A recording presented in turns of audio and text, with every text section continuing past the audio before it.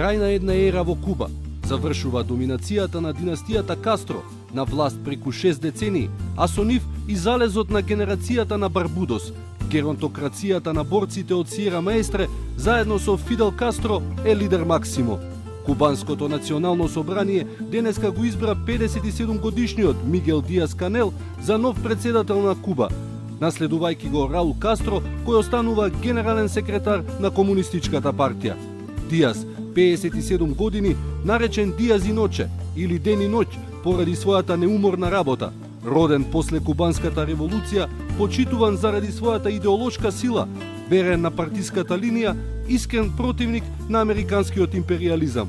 Со овој човек почнува бавната и контролирана транзиција на Куба и на тропскиот социализам. Que el mandato dado por el pueblo a esta legislatura es el de dar continuidad a la revolución cubana en un momento histórico crucial que estará marcado por todo lo que logremos avanzar en la actualización del modelo económico y social, perfeccionando y fortaleciendo nuestra labor en todos los ámbitos de la vida de la nación.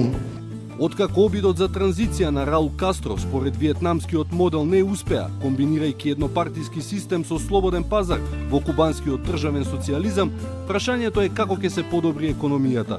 Државните плати се под $30, странските инвестиции ги нема никаде, додека државниот индустријски систем произведува единствено неефикасност, долгови и корупција.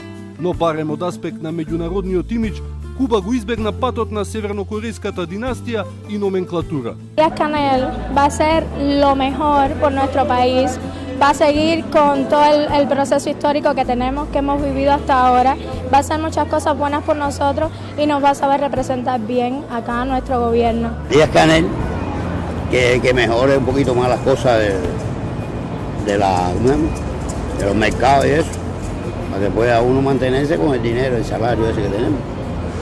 Porque el dinero se nos va rapidísimo. En 2 días, tú sabes que pago de luz, pago de agua, pago de gas, se acaba rapidísimo. Но дали посткастризмот ќе заврши само со помладени лица и фасадни промени? За сега не е забележлива никаква програма да се тргне кон освојување на пазарната економија, демократијата или плурализмот. Подемот на Трамп и враќањето на односите САД-Куба, како од времето на студената војна, дополнително ги задушија надежите за отварање на островот. Речникот на режимот и понатаму каска зад историјата, со фрази излитени од пред неколку децении. Но во историјата се е возможно.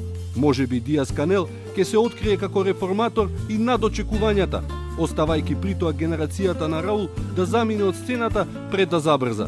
Но можно е да се затвори и повеќе од својот претходник, следејќи ја тажната парабола на некои јужноамерикански диктатори. Но Куба е аномалија и секогаш знаела да изненади.